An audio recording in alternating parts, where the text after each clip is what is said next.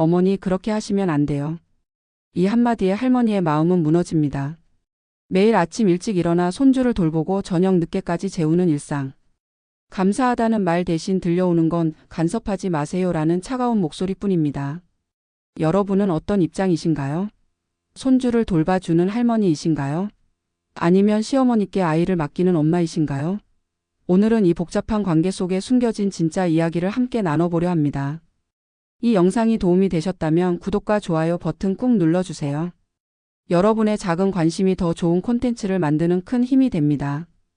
그럼 지금 바로 시작하겠습니다. 요즘 젊은 부부들의 현실을 보면 참 안타깝습니다. 남편과 아내 모두 직장을 다니는 맞벌이 가정이 대부분이죠. 아침 일찍 집을 나서서 저녁 늦게 돌아오는 생활. 그 사이 아이는 누가 돌볼까요? 어린이집이나 유치원이 있긴 하지만 아침 등원 전 시간과 저녁 하원 후 시간은 여전히 공백입니다. 아이가 아프기라도 하면 더 큰 문제가 됩니다. 회사에 연차를 내기도 눈치가 보이고 그렇다고 아픈 아이를 어린이집에 보낼 수도 없는 노릇이죠. 이럴 때 자연스럽게 떠오르는 사람이 바로 시어머니입니다. 어머니 미안한데 오늘 하루만 봐주실 수 있으세요? 처음엔 이렇게 조심스럽게 부탁을 합니다. 한 번, 두 번. 그렇게 시작된 일이 어느새 매일의 일과가 되어버립니다. 월요일부터 금요일까지 때로는 주말까지. 할머니의 하루는 온통 손주를 중심으로 돌아갑니다. 아침 일찍 일어나 손주가 올 준비를 하고 하루 종일 놀아주고 밥 먹이고 재우고 다시 깨우고. 이런 생활이 몇 달 몇 년씩 이어집니다. 물론 손주는 예쁩니다. 할머니에게 달려와 할머니 하고 부르는 그 목소리만으로도 피로가 싹 사라지는 것 같죠. 작은 손으로 할머니 볼을 만지고 할머니 무릎에서 잠드는 그 모습을 보면 세상을 다 가진 기분입니다. 하지만 솔직히 말하면 육아는 정말 체력적으로 힘든 일입니다. 60, 70의 나이에 다시 시작하는 육아는 30살 때와는 차원이 다릅니다. 허리는 아프고 무릎은 시리고 저녁이면 기력이 쭉 빠집니다.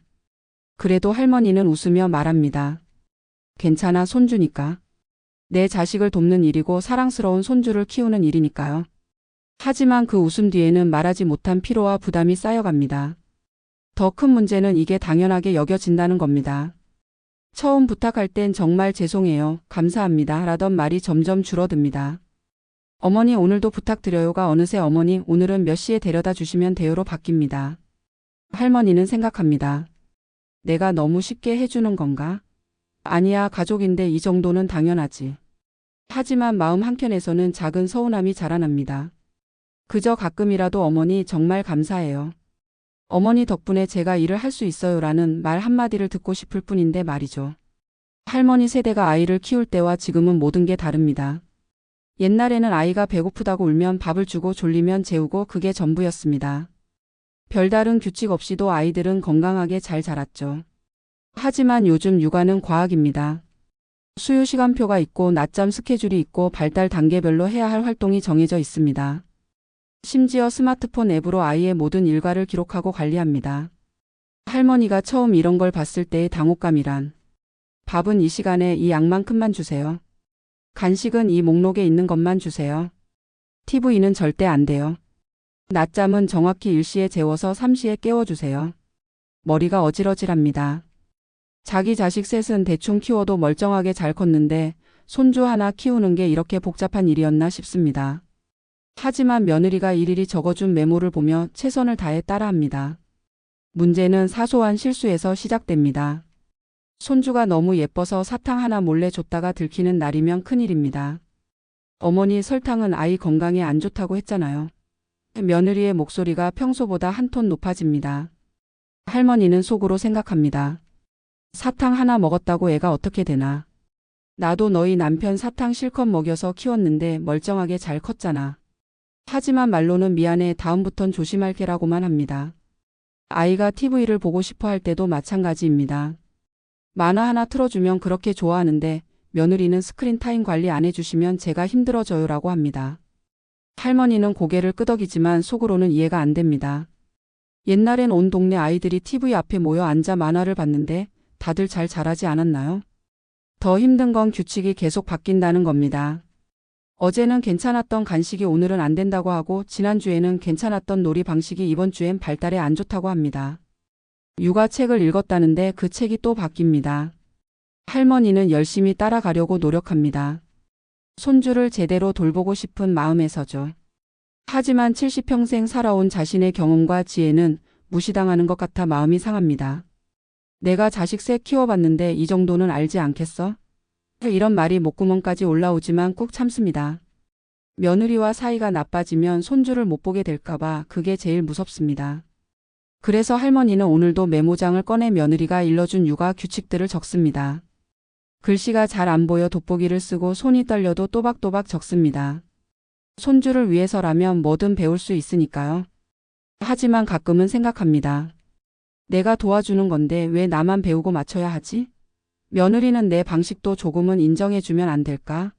이런 생각을 하는 자신이 나쁜 시어머니 같아서 또 마음이 무겁습니다. 어느 날 할머니는 손주에게 옛날 자장가를 불러줍니다. 자신이 아이들을 재울 때 항상 불러주던 노래죠. 손주도 좋아하며 스르르 잠이 듭니다. 할머니는 흐뭇한 마음으로 며느리에게 말합니다. 우리 애기 이 노래 부르니까 금방 잠들더라. 그런데 돌아오는 대답이 차갑습니다. 어머니 그냥 재우기 음악 틀어주시면 돼요. 제가 준비해 둔 게 있어요. 할머니는 순간 말문이 막힙니다. 무슨 잘못을 한 것도 아닌데 왜 이런 말을 들어야 하는지 모르겠습니다. 또 다른 날 손주가 넘어져서 무릎을 다쳤습니다. 할머니는 바로 소독약을 바르고 밴드를 붙여줍니다. 울던 아이도 할머니가 호 불어주니 금방 웃습니다. 그런데 며느리가 퇴근해서 이 이야기를 들으면 어머니 다치면 바로 연락 주셔야죠. 제가 판단해야 할 일인데 라고 합니다. 할머니는 답답합니다. 무릎 까진 것 정도는 자신도 충분히 처리할 수 있는데 왜 일일이 허락을 받아야 하는 건지. 자기 자식들도 이렇게 키웠고 다들 건강하게 잘 자랐는데 말이죠. 며느리 눈에는 내가 뭘 해도 안 맞나 봐. 할머니는 이런 생각이 들 때마다 속상합니다. 아침 일찍 일어나 손주 밥을 해주고 종일 놀아주고 빨래하고 청소하고. 이 모든 게 당연한 일이 되어버렸습니다. 한 번은 용기를 내서 며느리에게 말했습니다. 애가 간식을 너무 먹고 싶어 해서 과자를 조금 줬어. 미안해. 그랬더니 며느리가 한숨을 쉬며 말합니다. 어머니 제가 그렇게 하지 말라고 몇 번을 말씀드렸는데 제 말이 그렇게 안 들리세요? 그 순간 할머니의 가슴이 철렁 내려앉습니다. 잔소리꾼이 된 기분입니다. 손주를 돌봐주는 것도 모자라 며느리한테 구박까지 받는 것 같아서 눈물이 핑 돕니다. 하지만 참습니다. 여기서 감정을 드러내면 며느리가 더 부담스러워 할 테니까요. 며느리도 할머니에게 고마워하긴 합니다. 가끔 어머니 덕분에 일을 계속할 수 있어요라고 말하기도 하죠. 하지만 그 말 뒤에는 항상 그런데 가 따라옵니다. 그런데 이것만은 꼭 지켜주세요. 그런데 이건 제 방식대로 해주세요. 할머니는 생각합니다. 감사하다는 말 속에 이렇게 많은 조건이 붙는 건가? 진짜 감사한 거라면 작은 실수 정도는 웃으며 넘어갈 수 있지 않을까? 하지만 이런 생각조차 이기적인 것 같아서 스스로를 다독입니다. 저녁에 남편에게 하소연합니다. 여보, 내가 뭘 그렇게 잘못하는 걸까? 며느리 얼굴만 보면 긴장돼. 남편은 당신이 너무 예민한 거야. 며느리도 힘들겠지라고 말합니다. 할머니는 더 이상 말하지 않습니다. 아무도 자신의 마음을 이해해주지 않는 것 같습니다.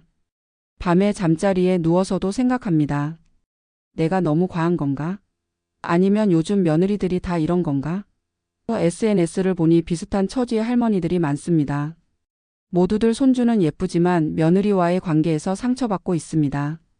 가장 서운한 건 존중받지 못한다는 느낌입니다. 자신도 아이 셋을 키워본 엄마인데 육아에 대해 아무것도 모르는 사람 취급을 받습니다.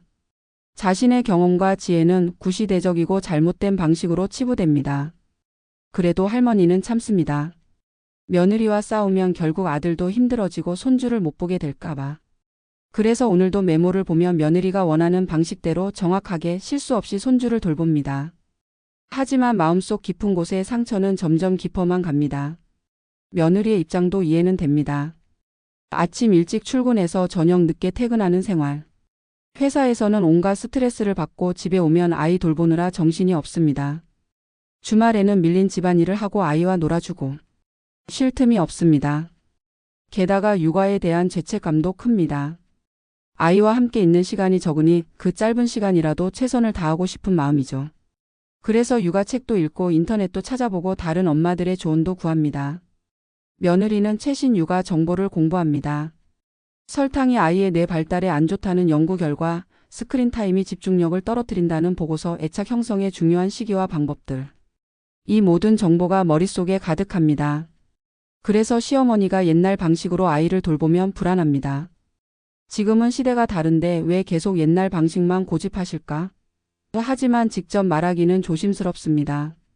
시어머니 마음 상할까봐. 그래도 며느리 입장에서는 아이가 걱정됩니다. 특히 워킹맘으로서의 압박감이 큽니다. 회사에서는 아이 때문에 일찍 퇴근한다고 눈치를 주고 집에서는 엄마가 충분히 시간을 못 내준다는 죄책감에 시달립니다. 사회는 완벽한 엄마를 요구하는데 현실적으로 불가능합니다. 그래서 시어머니께 아이를 맡길 수밖에 없는데 이것도 미안하고 저것도 걱정입니다. 어머니께 너무 부담을 드리는 건 아닐까? 하지만 내 방식대로 안 해주시면 어쩌지? 이 두 마음 사이에서 며느리도 괴롭습니다. 퇴근하고 집에 가면 아이의 하루가 궁금합니다.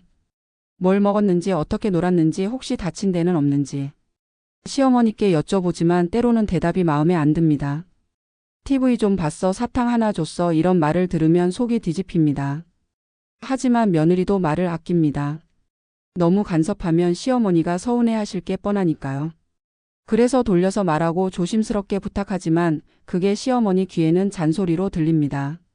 서로의 의도가 다르게 전달되는 겁니다. 사실 며느리도 감사합니다. 시어머니가 아니었다면 일을 계속할 수 없었을 테니까요. 어린이집 비용도 만만치 않고 아이가 아플 때마다 누군가 돌봐줘야 하는데 시어머니가 계셔서 다행이라고 생각합니다. 하지만 그 감사함을 어떻게 표현해야 할지 모릅니다.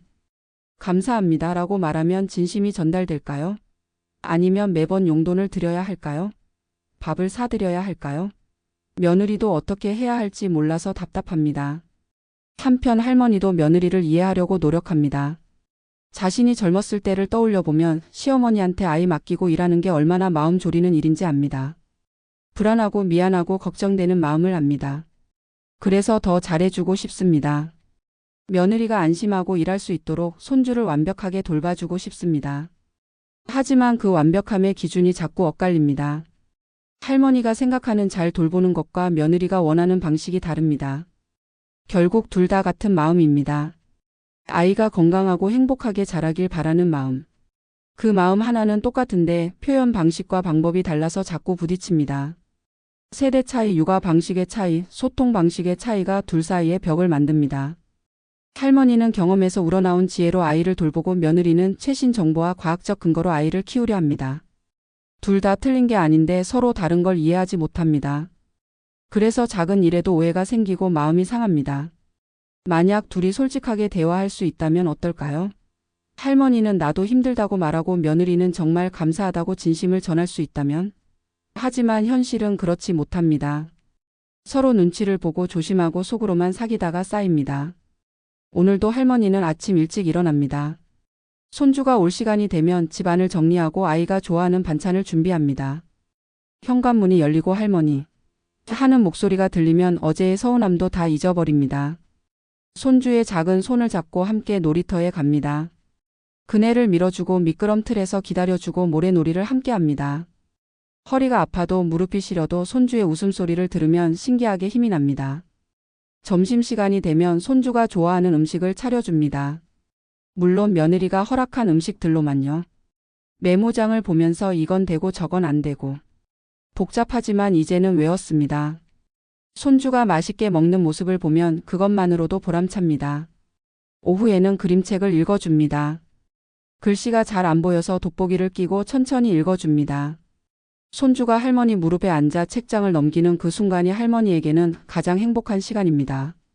저녁이 되어 며느리가 아이를 데리러 오면 할머니는 하루 일과를 보고합니다. 오늘 밥 잘 먹었어.